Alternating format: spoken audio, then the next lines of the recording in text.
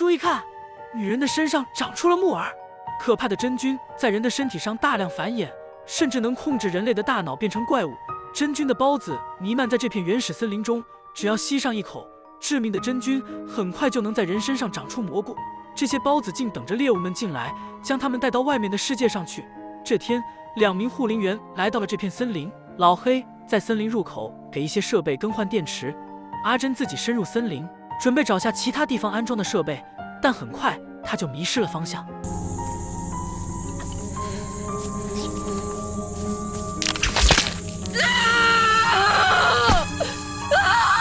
屋漏偏逢连夜雨，迷路的阿珍又踩到一处陷阱，尖锐的木桩刺穿了他的脚。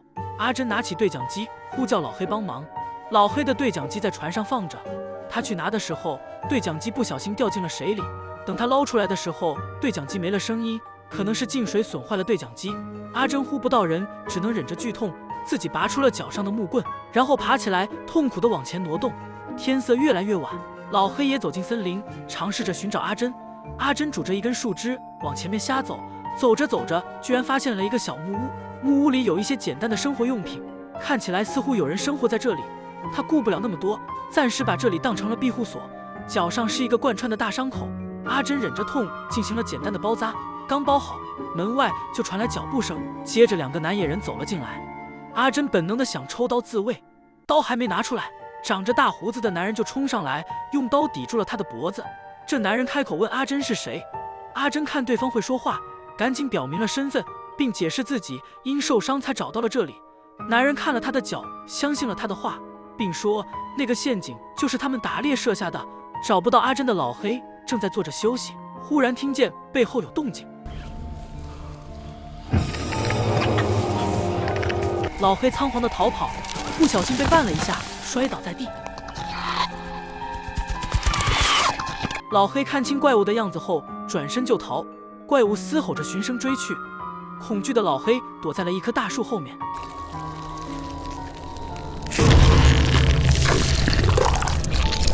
接下来只需1天的功夫，老黑的身体里就会长出各种菌菇。早上，大胡子男人给阿珍的伤口敷上草药，然后让旁边的年轻男过来包扎。他还有其他的事要忙。年轻男给阿珍裹纱布的时候，眼睛不自主地朝阿珍腿上看去，看阿珍还在熟睡，他的手就开始不老实起来。阿珍此时感觉胳膊上长出来很多木耳，他一下子睁开了眼，看见胳膊上的木耳，阿珍惊恐地拔了起来。木耳都是从肉里面长出来的，怎么拔也拔不完。他崩溃地用力搓了起来。这时阿珍忽然醒了过来，原来是一场梦。看着正常的胳膊，阿珍松了一口气。他还不知道这个梦预示了他的命运。下午2个男人打猎回来了，阿珍感觉自己仿佛回到了石器时代。吃完饭，胡子男查看他的伤口，2个人就聊了起来。阿珍这才知道胡子男名叫禽兽，以前还是个植物病理学的专家。年轻的男生是他儿子，名叫勤奋。当年他和妻子搞研究，进了这片森林，后来妻子得了怪病死了，儿子是去世前2年生的，他带着儿子就留在了这里。阿珍就有点纳闷，那你们为啥不出去呢？ Don't let it go. V. Goed.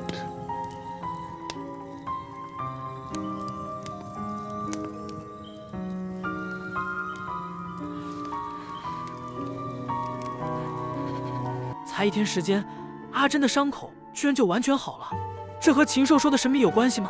但禽兽看着好像不打算解释。勤奋过来把一个东西放在阿珍身边，阿珍捡起来一看，是一个手工的吊坠，她开心地戴在了脖子上。禽兽过来道晚安，勤奋也站起来准备休息。旺盛的雄性荷尔蒙忽然让阿珍非常不自在。夜里，阿珍正在熟睡的时候，一种类似藤蔓的东西悄悄地伸向了她。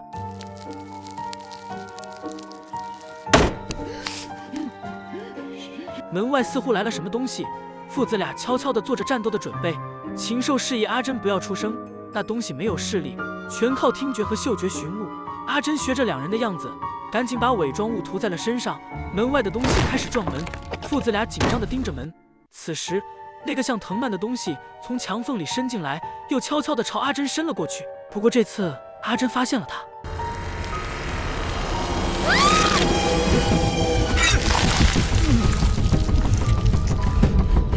似似乎是尖叫吸引了他们的注意。门外的那东西开始使劲的撞门，撞开后，一个人形怪物出现在门口。秦奋当即射了他一箭，这怪物乱叫着逃了出去。秦奋过去想关上房门，此时另一只怪物冲了过来，禽兽过去阻挡，也被打倒在地。几个人赶紧保持安静，这样怪物就无法定位他们。怪物失去目标后嘶吼了一声，阿珍吓得低喊了一声，怪物马上发现了他。就在阿珍要被怪物抓住的时候，秦奋拿刀冲了过来，对着怪物连刺数下，怪物被打跑，但阿珍的身上被溅了很多血，禽兽的胳膊刚也被怪物划伤了。怪物走后，禽兽解答了阿珍的疑惑，说那些怪物都是人被真菌感染后变的。阿珍有点不敢相信，在他的认知里，真菌没有这么大威力。早上，阿珍又被噩梦惊醒，坐起来看见秦奋笑眯眯地看着他。不过现在阿珍已经自在多了。等大家都吃过饭以后，禽兽来到森林一棵古树前，古树上有一个不大的树洞，他对着树洞虔诚地拜了起来，然后把一杯血倒在了树洞里。树洞里很快就长出一些蘑菇，禽兽伸手去摘蘑菇。大家注意看，他昨晚的伤口现在已经长出了木耳。禽兽从洞里拔了2根蘑菇，而且是标准的红伞伞、白杆杆。他拿起一颗吃了下去，然后把另一颗塞给了儿子。吃掉后，禽兽伤口处的木耳马上就消失了。阿珍的胳膊上开始长木耳，昨晚怪物的血感染了他。禽兽看到后并没有打算治疗，而是催阿珍收拾东西，他要把阿珍送出森林。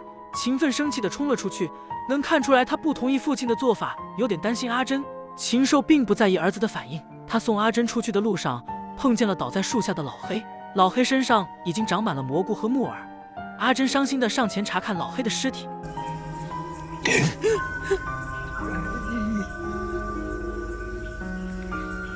老黑并没有真正死去，而且还存有部分意识。得知来人是阿珍后，他请求阿珍结束他的生命。能看出来老黑非常痛苦，阿珍根本下不去手。禽兽过来递了一支箭，老黑张嘴含住了箭，然后毫不犹豫地抬头，让箭刺穿了自己的大脑。其实他们都明白，老黑不这么做的话，最后也会变成那种怪物。经过这一番折腾，他们引来了周围的感染者，两人只能放弃前进，赶紧逃回了小木屋。阿珍的感染越来越严重了，连腿上也开始长木耳，他害怕变成老黑那样子，就祈求禽兽给他治疗。父子俩一直没被感染，他知道两人肯定有办法。禽兽拒绝了他的请求，并不耐烦地从屋里走了出去。他来到那棵古树前祈祷，古树或许回应了他，但他的表情逐渐害怕起来。屋子里，阿珍劝说秦奋跟他走，外面的世界非常精彩，秦奋可以跟他一起生活。正说着，禽兽从外面回来了，两人看着禽兽的表情有点异常，但禽兽并没有说发生了什么。天亮后，阿珍发现自己腿上的木耳越来越大了，并有蔓延起来的趋势。外面，禽兽照常给儿子吃那个蘑菇，这次儿子吃到嘴里后站起来就走。禽兽不知道儿子啥意思，就在后面跟着儿子走。没想到秦奋跑回了家，上去就亲住了阿珍。阿珍吓了一跳，推开后才发现秦奋塞给他一个蘑菇，他马上猜到了是怎么回事，放进嘴里吃了下去。后面禽兽赶了过来，看见两人的样子就明白了，但他没有说自己儿子，催促阿珍赶紧跟他离开森林。不过这次阿珍说要留下来，只一会儿功夫，阿珍就发现腿上的木耳变小了。阿珍留下来后，秦奋开始教他森林生活的必备技能，两个人整天有说有笑，关系更加亲近起来。俗话说3个和尚没水喝，何况其中还有一个女的呢。禽兽看着是越来越不开心。这天趁阿珍不在的时候，他把儿子叫了出去。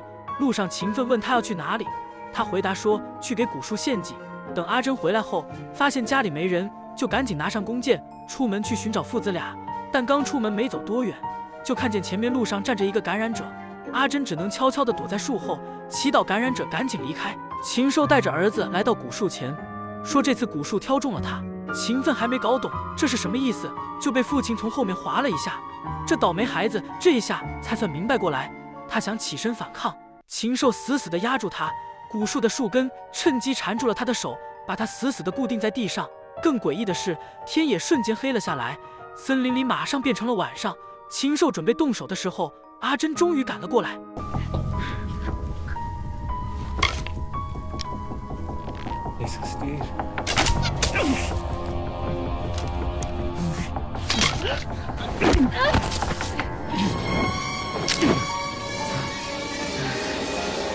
禽兽上前准备补刀，背后忽然被捅了一下。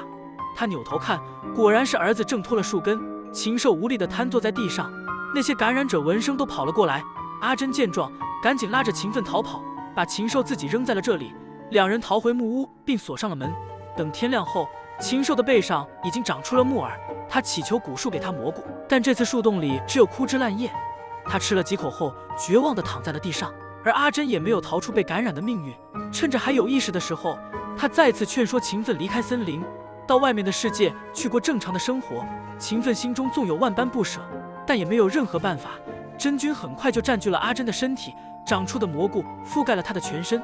他用最后残存的一点意识，拔出秦奋随身的匕首，用力划开了自己的脖子。电影的最后，秦奋听从阿珍的建议，真的回到了城市。他在一个快餐店吃了点东西，吃完走了以后，镜头照向他吃剩的食物，给大家留下了一个悬念。